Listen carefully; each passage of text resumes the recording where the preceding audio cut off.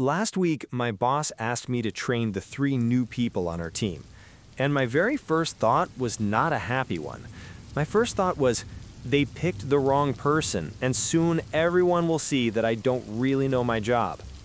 But Mike, you've done that job for years. You are really good at it. I know that in my head, but there is still this small voice inside me, and it keeps saying, you were just lucky. One day, they will find out that you are not so good. A lot of people have that same voice, Mike. There is even a name for it. We call it imposter syndrome. I have heard the name before, but I never really know what it means. Okay, so an imposter is a person who pretends to be someone else, a kind of fake. And imposter syndrome is when you feel like a fake at your job or your school, even when you are really doing well. You feel very sure that people will soon find out the truth about you, but that truth is not even real. So that voice in my head is imposter syndrome. Yes, exactly. And here's the strange part. When that voice lies to you again and again, it starts to feel very real. Right, that is the hard thing. I know it lies, but it still feels true. Hello and welcome back, everyone. I'm Stasy. And I'm Mike, glad to be here with you again. So today we want to ask you one simple question. Is this feeling only bad for us, or can it sometimes help us? For me, the answer is easy. This feeling only hurts you, so you have to fight it. When that voice starts to talk, I try very hard not to listen. But I think a small amount of it can help us, and I want to show you why. First, let me ask you something. Who do you think feels this the most? Weak people or strong people? Weak people, I guess. People who are not very good at their job. That is what most people think, but it is the opposite. The best and smartest people often feel it the most. Really? That does not make any sense. Why would a great person feel like a fake? Because when you learn more, you also see how much you still don't know. A beginner thinks the job is easy, but an expert sees all the hard parts, so the expert often feels like they are not good enough. Wow, so the feeling grows when you get better, not when you get worse? Yes, and that is why famous people feel it too. Take Maya Angelou, the great American writer. She wrote many, many books, but she still felt like a fake. And she was afraid that one day people would find out that she was not that good. After all those books, if even she felt like a fake, then any of us can feel it on a normal Monday. Exactly. Tom Hanks said the same thing. Everyone loves his movies, but he still asks himself when people will finally see that he is not that good. Okay, that is actually interesting. So the feeling is not a sign that you are bad. Sometimes it is just a sign that you can see your own work very clearly. Now you are starting to see my side. Only a little. Seeing your work clearly is fine. My problem is what this feeling makes people do. That is where it really hurts them. What do you mean? Let me give you a real example. Last year, someone offered my sister a better job. More money, a nicer team, everything good. And she said no. She said no to a better job? Why? Because that voice told her, you are not ready. They will find out you can't do it. But the truth is, she could do that job very easily. She just could not believe it. So the feeling took a real chance away from her. Yes, and a person who knew less than her took that same job, and he was completely fine. She lost a whole year because of that lie. That is a sad story. But the feeling does not only make people hide, sometimes it does the opposite. What do you mean, the opposite?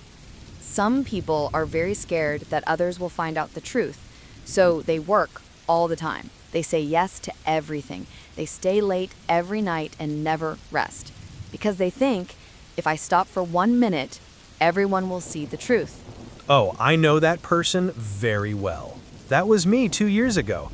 I worked almost every weekend for months, and in the end, I was so tired that I could not think clearly. So the same feeling can make one person do too little and another person do too much. Both of them are afraid of exactly the same thing. And both of them get hurt. This is why I fight it, Stasy.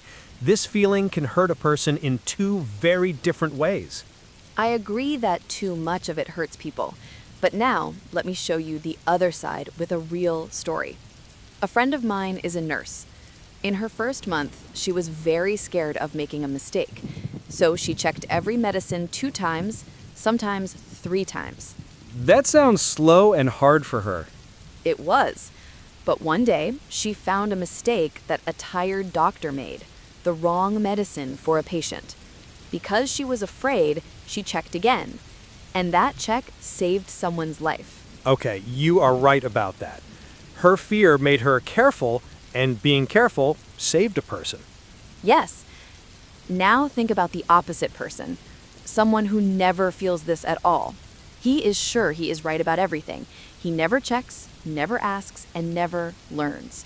Would you want that person as your doctor? No, never. I want the doctor who is a little worried. That worry keeps him careful. So you see, a small amount of the feeling is not the enemy. The real problem starts when there is too much of it.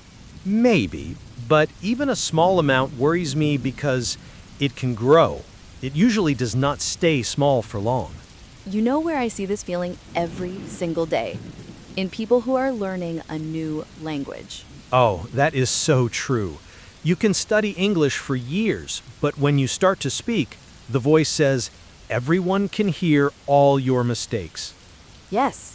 And so, some learners almost never speak. They wait and wait until their English feels perfect. But that day never comes, so they stay quiet for years. And this is the best example for my side. But do not wait to feel perfect. That is the mistake. You only get better when you speak now, even with mistakes. I agree with you there. But here is the small difference. A learner who feels a little nervous will study a bit more before the meeting. A learner who feels nothing sometimes does not prepare at all. The nervous one just has to speak anyway. So feel a little nervous, prepare well, and then talk anyway. Exactly. So, what will you tell your 3 new workers, Mike? The ones you're training this week? I will give them one clear rule. Don't wait until you feel ready, because maybe that feeling will never come. Do the work first. The confidence comes after you do it, not before. That is good advice. Let me add one more small trick. When the voice says you are a fake, ask it for proof. Say to it, "Okay, show me. What have I actually done wrong?" Most of the time, the voice has no real answer. So you make the voice prove it, and it can't say anything. Right.